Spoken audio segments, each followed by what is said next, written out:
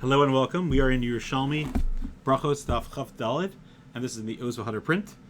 In the Vilna print, it's around Tes Zayin or Yud Zayin, depending on what page you're on. I want to say something that's been on my mind for a little bit, and it's something that I would love your feedback on. So there are a lot of times in Shas Bavli where we find the Gemara says two specific things. First of all, Amri Maarava. For those of you that are doing Daf Yomi in Nidarim, we just had recently where it says in the Maarava, they say that das kani machaser. If you have das, you're not missing anything, which is an amazingly phenomenal thing. Or sometimes the Gemara also says halan v'halahu, which the Bavli says this is for us in Bavel and this is for them in Eretz Yisrael. So the challenge that I have for you and me is, can we actually find sources for that in the Yerushalmi? When the Bavli says that that in Eretz Yisrael they do this, can you find a Yerushalmi that supports that? And I would venture to say that there are going to be times that you can, and I want to talk about one today where you actually can. So the Bavli in Berachos Daf, where is it? Daf Yudal Beis actually says something that is very interesting. And it's not something that most people even remember, but it says over there that in the evening there was an abridged version of Shema for those that didn't have time to say Shema, or specifically the last paragraph of Vayomer. So they would quickly say this thing as well as the bracha of MSV Amuna. And it has a whole girsa there. Which again mentions Mitzrayim, which is the whole purpose of that last paragraph of Shema. Now listen to that. V'sharnu lach, and we sang to you. And then they would go to Mikamocha be'elam Hashem, etc. Now, the Bavli there on Daf Yudal Beis says that this is the minhag of Eretz Yisrael. Now, on our page, it's quoted. Now, the thing is, it doesn't say that this is the minhag of Eretz Yisrael. It just says that you need to do, if you're saying it, you must do the text correctly. So it's interesting, but this seems to be the source where it's being discussed. So let's talk about this for one moment, because there's actually a girsa change in what the Bavli is quoting and what the Yerushalmi is saying.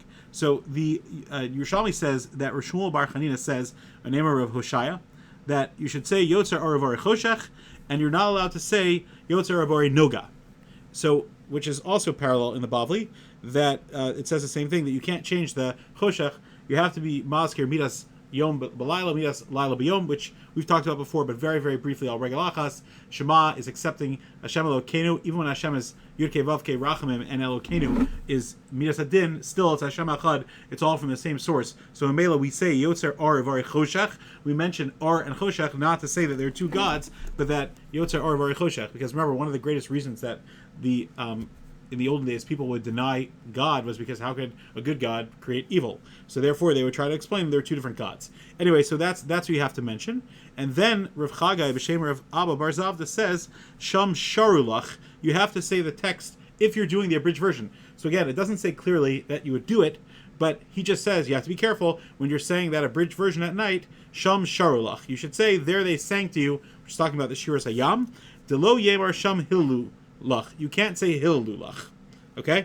So that is the Makar for this Yerushalmi that the Bavli is quoting. And I challenge you for many other places, etc. I'll say something at the end that's also important. So I want to just talk about a few different things. So first of all, when it says Yotzer Aravari Choshech, the first ha'ara is that you shouldn't say Yotzer Aravari Noga. So there are other translations, but most people translate Noga as twilight. So even though it's dark, you're not trying to attribute darkness to God, but no, the Yerushalmi is saying that you need to say the actual word.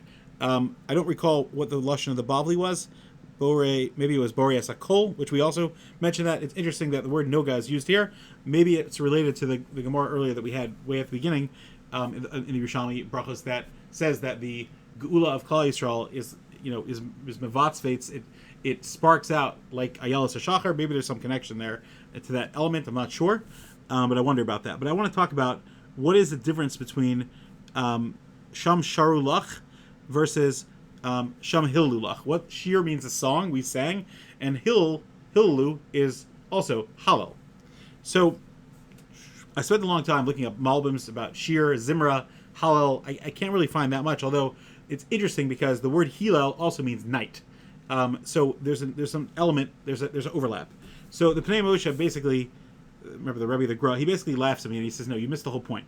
The whole context of the Gemara, and this is also found in the Bavli, is that you shouldn't say in Shema, you have to make sure to separate the words al levavchem and not al levavchem, and Asev Bisadcha. Remember, and the Mishnah breaks this down as well, but when something ends with one letter and starts with the same letter, you have to enunciate it properly. Va'avatem mehera, and not va'avatem mehera, right? Hakanaf pisil eschem me'eretz. So he says that that's the same context here. That don't say sham hilulach, because you're just going to slur it. It's going to sound like hilulach.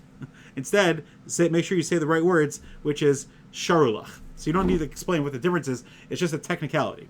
But it's interesting because the Malbim says that Shira and Zimra come together a lot of times, and for example, Mizmor Shir is actually both.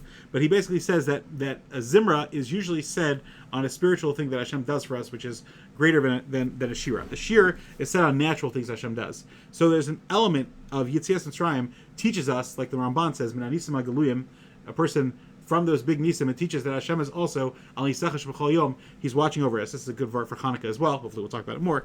That Hashem is watching over even the natural world. So, Mamela, the words that we're saying is that Sham, we say Sham Sharulach, that we sang it to you. We want to mention that we sang Hashem that you're even in charge of all teva. That's important, and we don't want to go to Zimra or Halal, which perhaps is a higher level. I do want to point out also two more things, and then that'll conclude for today. Hashem, that in the Yerushalmi and the Bavli there is a slight difference. In the Yerushalmi it says, in the Bavli, it says Visharnu Lach, and in the Yerushalmi it says Sham Sharu Lach. And it could be that there's a certain slur there, or it could be that there were different girsos. One more thing I want to mention, which was on Daf Chaf Aleph, I had talked about the Bavli and the Yerushalmi's machlokas about making one bracha on tefillin versus two. Someone corrected me that I did not quote it properly, and I want to go back to that because it's important. I made a mistake. I didn't clarify that actually the Bavli and Yerushalmi actually seem to have an argument about the actual brachas that you make on the shel yad and the shel rosh. Because the Yerushalmi that we have in front of us, the girsa is that when you put on the shel yad, listen to the bracha, Baruch Asher Kishon Tzavatzvanu al mitzvahs tefillin, and not what we do, laniach tefillin. And then for the head tefillin, the shel rosh, it says no shel rosh Vayomer. He says Baruch Asher Kishon Tzavatzvanu al mitzvahs hanachas tefillin. So that's very important. Thank you so much for joining, and I wish you a great day.